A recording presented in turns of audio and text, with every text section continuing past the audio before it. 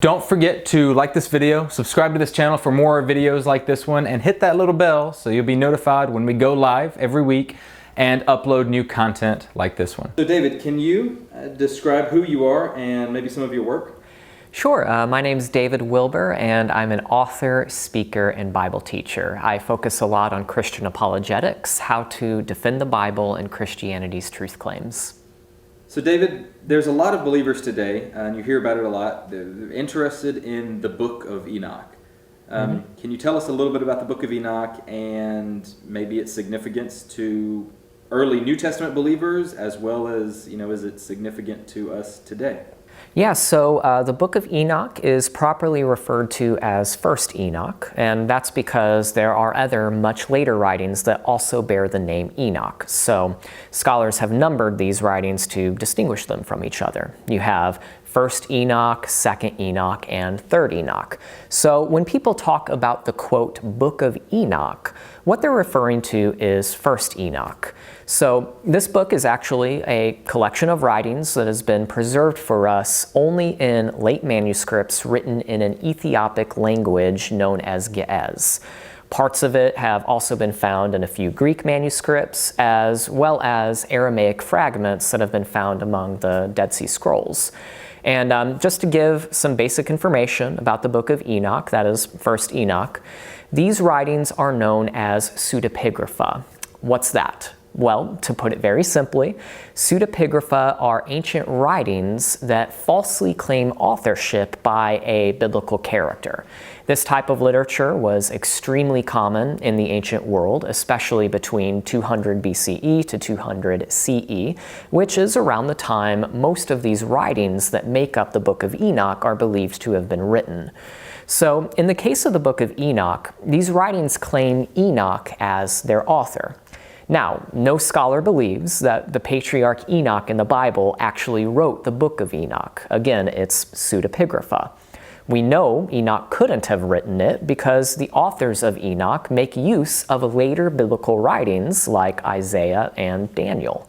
Mount Sinai is even mentioned by name in 1 Enoch 1:4, which obviously came way after Enoch's time.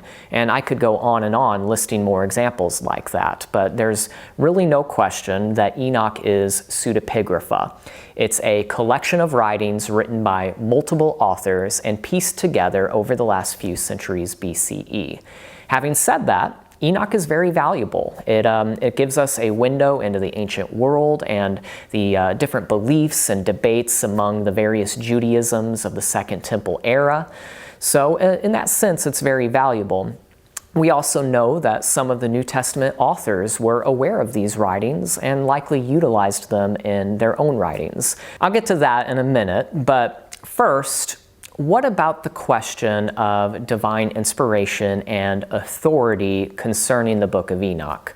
Because there's some fringe groups on the internet that actually advocate that First Enoch, among other pseudepigrapha, ought to be considered inspired scripture, the same as Daniel and Jeremiah. Now, obviously, the Book of Enoch is not part of the Bible, and there are very good reasons for that. I'll just give a couple. Number one, the Messiah did not consider the Book of Enoch to be inspired scripture. The biblical canon of Yeshua's day had a threefold division known as the Torah, Nevi'im, and Ketuvim. That is the law, the prophets, and the writings. And that was and is the shape of the Old Testament canon of scripture. It's known by the acronym Tanakh. And the contents of this canon match the Old Testament canon in our Protestant Bibles today. This threefold canon is referenced not only in the New Testament, but also throughout other Jewish literature before and after the time of Christ. For instance, Ben Sira, the author of the apocryphal book, The Wisdom of Sirach, he had a grandson who translated his grandfather's writings into Greek around 130 BCE. This translator wrote his own prologue to his translation, wherein he makes reference to this threefold shape of the Old Testament canon. And remarkably, the translator distinguishes his grandfather's writings, that is the Wisdom of Sirach, from the law, prophets, and writings.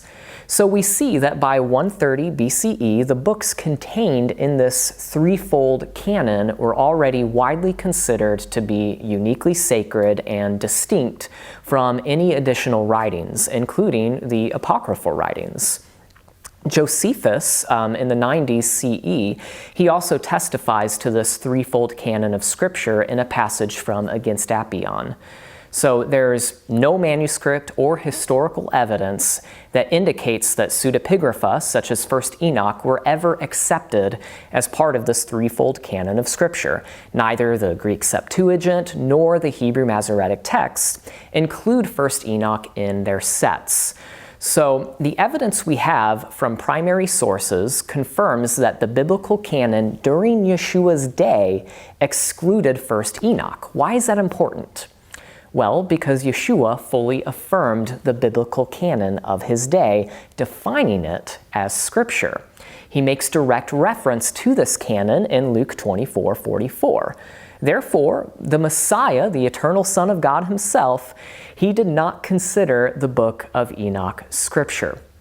The second point I would make on this is that the teaching contained in the Book of Enoch is in direct conflict with Scripture. The most significant example of this is the fact that the Book of Enoch literally teaches a false Messiah. According to the parables of Enoch, which is chapters 37 through 71, Enoch is taken into heaven where he is shown prophetic visions concerning a future messianic figure. This messianic figure goes by several titles, such as Son of Man, Chosen One, and Anointed One. And the author writes about how this messianic figure is going to fulfill all of these prophecies that we find in books like Daniel, Isaiah, Ezekiel, and so forth. For instance, chapter 48 of Enoch describes how this figure will be a light to the nations, as Isaiah talks about. It goes on to say that all who dwell on the earth will worship him and that the righteous will have salvation in his name. And then at the end of the parables of Enoch, we encounter an interesting passage in chapter 71 of Enoch. Enoch, he's taken into the, quote, heaven of heavens, where he is greeted by God and the archangels, and it is here where we learn the identity of this Son of Man figure that Enoch had been seeing in his visions. We are told clearly who the author of the parables of Enoch thinks the Messiah is, and it ain't Jesus. It's not Yeshua, it's Enoch. Now, obviously, this puts the teaching of 1st Enoch in direct conflict with the New Testament. In the New Testament, Yeshua is the Messianic Son of Man who fulfills biblical prophecy. He's the one who will rule the world, sit on God's throne at the end of the age, judge, and receive worship in the world to come. So that's a pretty big conflict. And there are many other conflicts with biblical teaching that disqualify the Book of Enoch from being considered Scripture. Now, someone might point out that Jude quotes Enoch in Jude 14 through 15, therefore they'll say, shouldn't we consider 1st Enoch Scripture since Jude quotes it? However, the fact that Jude quotes the Book of Enoch doesn't entail that it's inspired. The biblical authors quoted plenty of material that nobody would consider to be inspired by God. For instance, Paul quotes Greek poems in Acts 17:28. Surely he didn't consider these poems that literally exalt Zeus to be inspired by the God of Israel. The biblical authors quoted extra-biblical material that was meaningful to their contemporary audience. That doesn't mean the material itself is inspired. It could be compared, for example, to a pastor today quoting a popular movie like Star Wars. A movie might teach meaningful lessons that align with biblical values, but nobody today believes movies are inspired, obviously. It's the same with the apostles. They quoted material that was relevant and meaningful to their audience to teach a lesson in their own writings. So, in summary, the Book of Enoch, tremendously valuable if you are interested in learning more about the different beliefs and ideas floating around the Judaisms of the Second Temple era, but definitely not Scripture, definitely not inspired by God. Thanks for the question. So remember, guys, stay fit, stay founded in truth. Don't forget to like this video, subscribe to this YouTube channel so you can be notified when new content just like this is uploaded or when we go live every single week at our local fellowship. Blessings and shalom.